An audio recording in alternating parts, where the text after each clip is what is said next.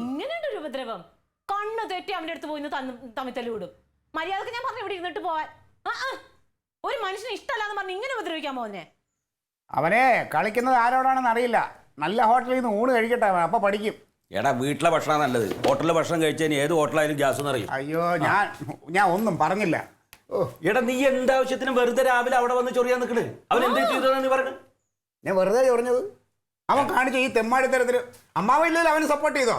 ഞാൻ ഇന്നേ വരെ ഈ കല്യാണം കഴിഞ്ഞ് ഈ വീട്ടിൽ വന്നിട്ട് ഒരു പ്രാവശ്യം എന്നെ സപ്പോർട്ട് ചെയ്ത് എന്തെങ്കിലും ഒരു നല്ല വാക്ക് പറഞ്ഞിട്ടുണ്ടോ? അതിന് നിന്റെ വായന എന്തെങ്കിലും ഒരു നല്ല വാക്ക് കേട്ടാലല്ലേടാ പറയാൻ പറ്റൂ.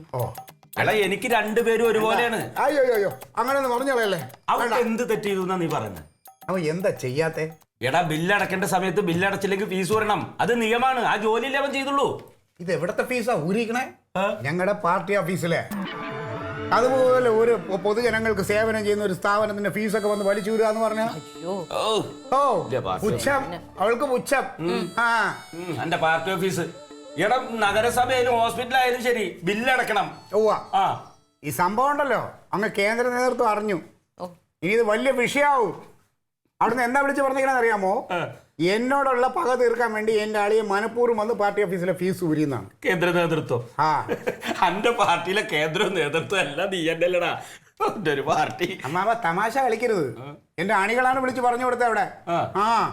അണികളാകെ രണ്ടുപേരല്ലേ ഉള്ളൂ. അതല്ലേ അണികള്.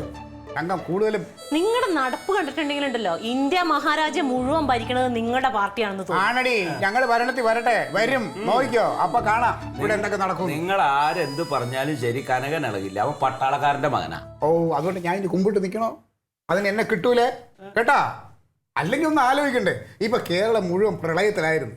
ഇങ്ങനെ ഒരു ദുരിതം കിടക്കുന്ന സമയത്ത് ഒരു സ്ഥാപനത്തിന്റെ ഫീസ് ഊരാമോ? അതിന് തിരുവനന്തപുരത്ത് എവിടെ പ്രളയം? തിരുവനന്തപുരത്ത് പ്രളയം ഇല്ലെങ്കിലും തിരുവനന്തപുരം എന്ന് പറയുന്നത് എന്താ കേരളത്തിന്റെ തലസ്ഥാനമാണ്.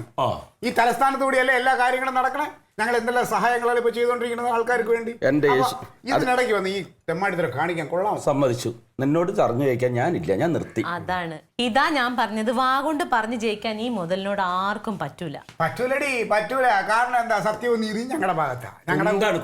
അതെ ഇവിടെ നിന്ന് എനിക്ക് ഭ്രാന്ത് വരും. ഞാൻ എന്റെ പണിക്ക് പോയി. അമ്മ കഴിച്ചിട്ട് പോവാ. വേണ്ട. അവിടെ ഇന്നലെ വൈകിട്ട് കനകനെ നെയ്മീൻ കൊടുക്കുന്നുണ്ട്. അതിങ്ങനെ അവിടെ ഇപ്പം രാവിലെ നല്ല കറി ഇട്ട് വെച്ചാൽ അപ്പൊ നെയ്മീനും ഒട്ടും കൂടിയിട്ട് ഒരു പിടി പിടിച്ചു. വീട്ടിൽ നെയ്മീനൊക്കെ നല്ല പൈസ കൊടുക്കണം. ഇതൊക്കെ ഉണ്ടല്ലോ, ഇതൊക്കെ സത്യസന്ധമായ കാശൊന്നും അല്ല. എവിടെ നിന്നൊക്കെ എടുത്ത് വാങ്ങണുണ്ട്. പോടാ അവിടെ അവ അധ്വാനിക്കണത് തിന്നാനും കുടിക്കാനും കുടുംബം നന്നായി ജീവിക്കാൻ എന്നെ പോലെ അല്ല. നല്ല റൗണ്ടിലേ കെട്ടിട്ട് നല്ല പങ്ക് പറ്റിയുണ്ടല്ലോ അമ്മാവാ. അങ്ങ് ചെല്ലുമ്പോ ചോദിക്കും കേട്ടോ. ഞാൻ അനുഭവിച്ചോളാം.